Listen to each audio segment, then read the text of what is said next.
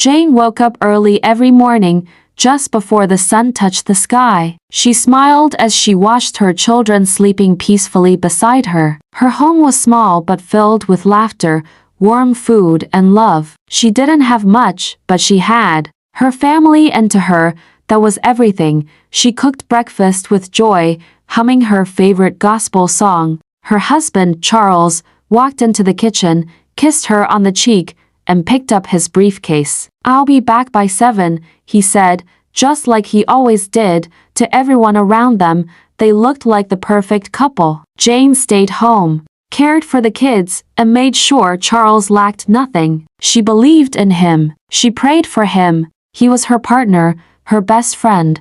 But lately, something had changed. Charles no longer looked her in the eye. He spent more time on his phone, whispering during calls and coming home late. Still, Jane pushed the thoughts away. She didn't want to ruin the perfect picture she had built in her heart. That night, as she served dinner, her youngest child asked, "Mommy, why doesn't Daddy smile anymore?" Jane's heart dropped. She had no answer, but deep down, she feared the truth.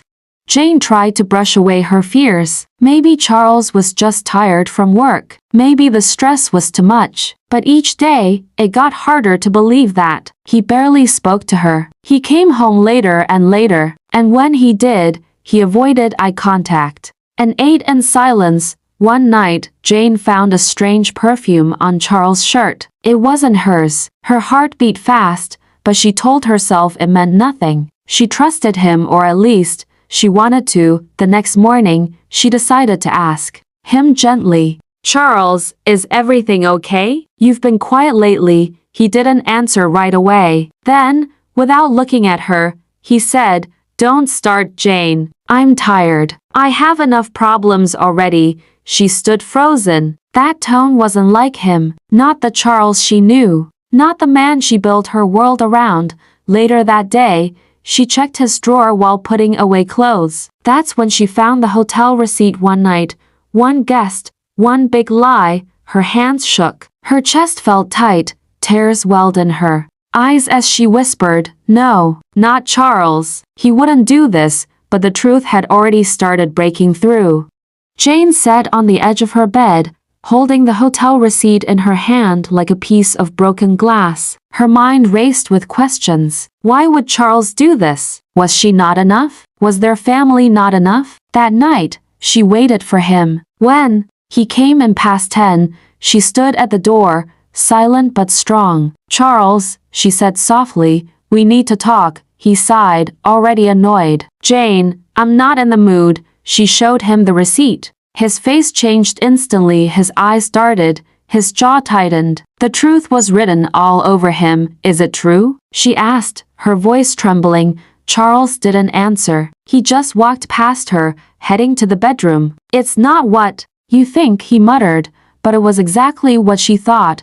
That night, Jane cried silently while her children slept. She couldn't sleep. Her whole world felt like it was falling apart. The man she trusted, the father of her children, had betrayed her, and yet she still hoped it was a mistake, a phase, something that could be fixed. But deep inside, a part of her was already breaking, and she didn't know how to stop it. Days passed. Jane stopped asking questions. The silence between her and Charles grew like a wall. He stayed out late more often, and sometimes didn't come home at all. The children noticed. Her oldest son began acting out, and the youngest asked every night, "Where's Daddy?" Jane held the home together the best she could. She smiled for the children, cooked their meals, and helped with homework. But inside, she was breaking. Then, one evening, everything came crashing down. Charles walked in with a suitcase. Jane stood from the couch, confused. "Where are you going?" He didn't look at her. "I'm leaving, Jane. I've found someone else.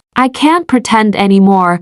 Jane's legs felt weak. She grabbed the arm of the chair to steady herself. "What about the kids? What about us?" Charles shrugged. "I need to live my life. I've wasted enough time." Those words cut deeper than any knife. He turned and walked out without looking back. The door shut. Silence. Jane sank to the floor, tears pouring freely. Her world, her family, her love, her life was gone in a moment, and for the first time, she felt truly alone, but not forever, not if she could help it. Weeks passed. Jane cried every night in silence, hiding her pain from the children. But slowly, she began to realize something: she was still standing. Though broken, she was not destroyed. She started small. She baked pastries and sold them to neighbors, then schools, then offices. People loved her cakes, and orders grew. What began in her tiny kitchen became a small business.